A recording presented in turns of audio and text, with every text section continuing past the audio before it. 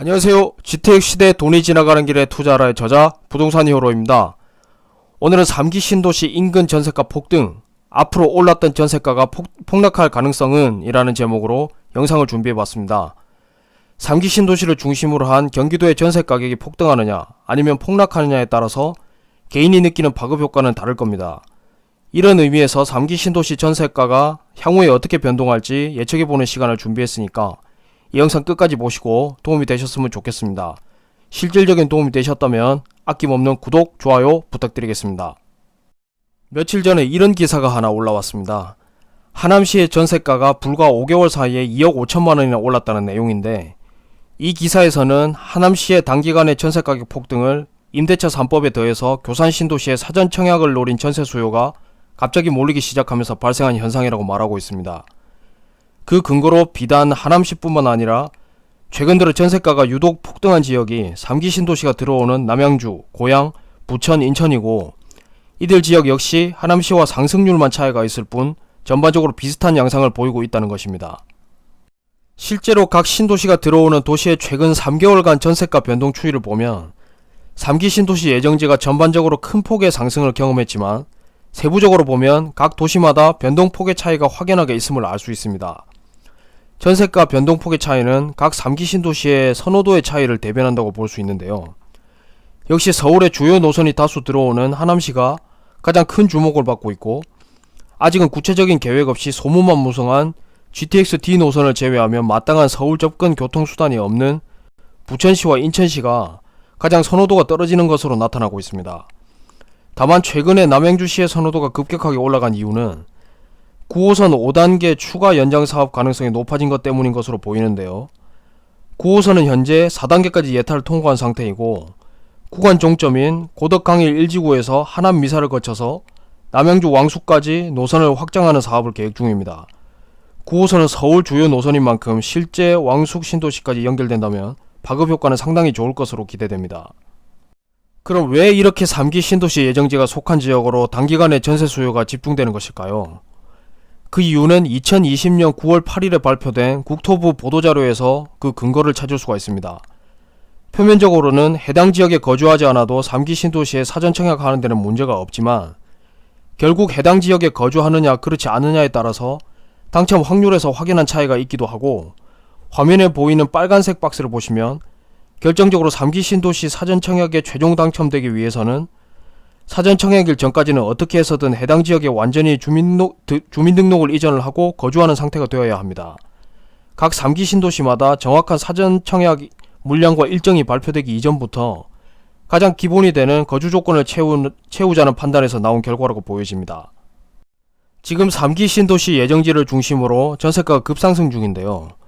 그렇다면 3기 신도시 예정지가 없는 기타 경기도 전세가격의 흐름은 앞으로 어떻게 될까요? 제 개인적인 판단으로는 기타 경기도도 임대차 3법 때문에 상승폭이 크지만, 시간이 흐를수록 3기 신도시 예정지가 있는 지역과 가격 흐름을 함께할 것으로 봅니다. 그 이유는 지금 화면에 빨간 박스에 있는 내용 때문인데요. 혹시 글씨가 너무 작아서 보기 힘드신 분들은 내용을 다 보실 필요 없이 제 설명을 들으시면 되겠습니다. 3기 신도시 사전 청약의 최우선 기회를 해당 지역 거주자에게 준다는 것이고, 해당 지역 거주자에게 주어지는 비율을 제외한 나머지에 대해서는 수도권 거주자에게 기회가 주어집니다. 즉, 해당 지역에 거주하지 않으면 단지 당첨 확률만 낮아진다는 것 뿐이고, 무주택자 상태를 유지하면 여전히 3기 신도시에 기회가 있기 때문에 임대차 3법 파급 효과에 더해서 경기도 전역으로 전세가 상승 분위기는 이어질 것으로 봅니다. 앞서도 계속 언급했지만, 이번 3기 신도시 예정지를 중심으로 한 수도권 전세가 상승은 역시 임대차 3법이 기본으로 깔려있기 때문에 가능한 현상이라고 봐야 합니다. 잘 알고 계시다시피 임대차 3법의 핵심 내용은 기존 2년의 계약갱신 청구권 1회를 더 행사해서 최장 4년간 소폭의 임대료만 인상하고 연장 거주가 가능하다는 것인데, 전세 수요는 꾸준히 있는 반면에 전세 물량은 날이 갈수록 줄어들게 되니까 역시 시간이 흐를수록 경기도 전역에서 전세가가 상승하는 것은 당연한 결과라고 예상할 수 있습니다.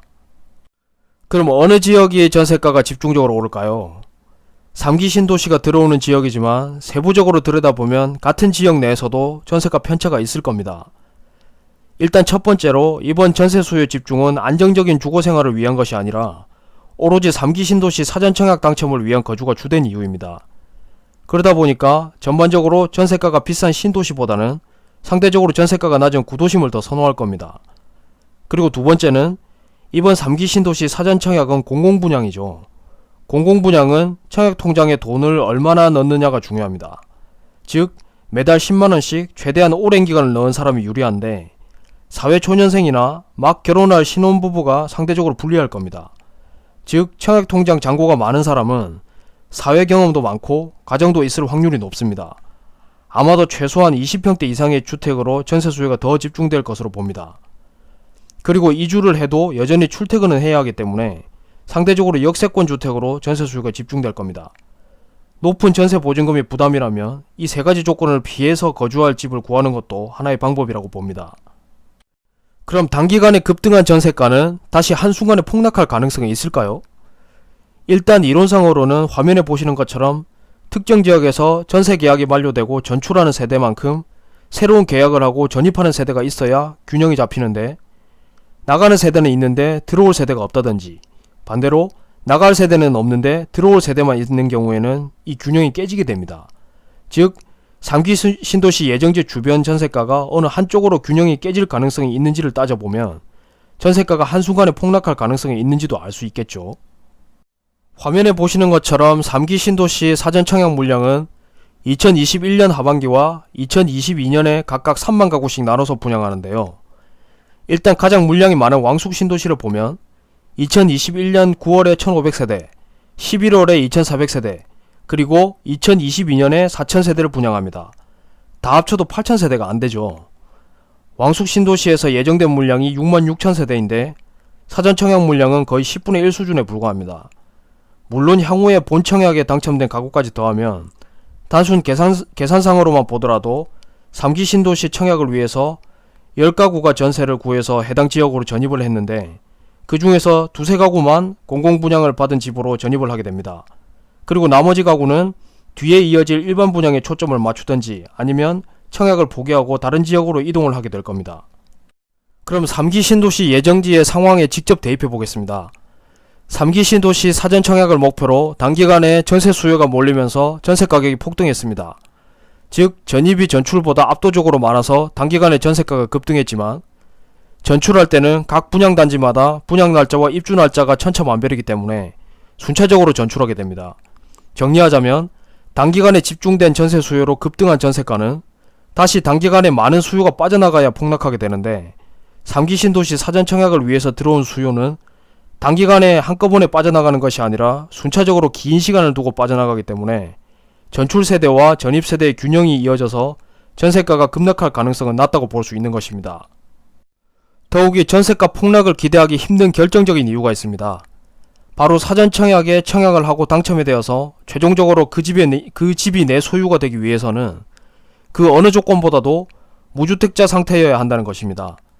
물론 별도 규정으로 사전청약에 당첨된 이후에도 다른 일반 분양에 청약할 수 있고 마음이 바뀌어서 기존 구축 아파트를 매입할 수도 있습니다.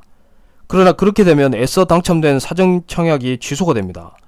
즉 끝까지 무주택자 상태를 유지해야 된다는 것인데 사전청약을 받고도 실제 입주까지는 적게는 5년, 길면 7에서 8년까지 계속 무주택 상태를 유지해야 하니까 해당 지역에서 계속 전세로 살 수밖에 없습니다. 기존 계약을 계속 유지하거나 임대차 계약을 종료하더라도 어차피 다른 전셋집을 또 구해야 하기 때문에 여전히 전세 매물이 한꺼번에 쏟아질 가능성은 낮은 상태입니다. 이후에 남은 상황을 보면 전세가가 폭락하기보다는 오히려 더 상승할 가능성이 남아있는 상태라고 보는 것이 적합합니다. 그동안 많은 사람들이 사전청약 일정에 초점을 맞추고 있는 사이에 가장 중요한 것을 한 가지 잊고 있었습니다. 3기 신도시 예정지는 아직 토지 보상이 완료된 곳이 없다는 겁니다. 토지 보상이라는 것은 각 개인이 소유하고 있던 신도시 예정지 땅을 공적 주체가 매입을 해서 지구단위 계획에 맞게 재분양하기 위해서 거치는 절차인데 문제는 그 많은 땅을 모두 매입하려면 당연히 이전 땅 주인들과 협상 과정을 거쳐야 할 것이고 경우에 따라서는 협상 과정이 길어져서 신도시 조성 전체 일정이 미뤄지는 등 큰 지장을 줄 수 있습니다. 토지 보상이 제대로 진행되지 않는다면 그 기간만큼 신도시 입주 예정도 미뤄지기 때문에 그 지역에서 전세 수요가 머무르는 기간도 길어질 것이고 결국 시장에 전세 공급이 되지 않으니까 가격은 올라갈 가능성이 높습니다. 전세가가 내려가면 임대차 3법과의 시너지로 낮은 가격으로 장기간 거주할 수 있는 효과가 생깁니다. 하지만 지금 상황과 앞으로 계획을 보면 결국 3기 신도시 예정지 주변뿐만 아니라 나아가서는 수도권 전체가 전세가는 점점 오를 가능성이 더 큰 상태입니다.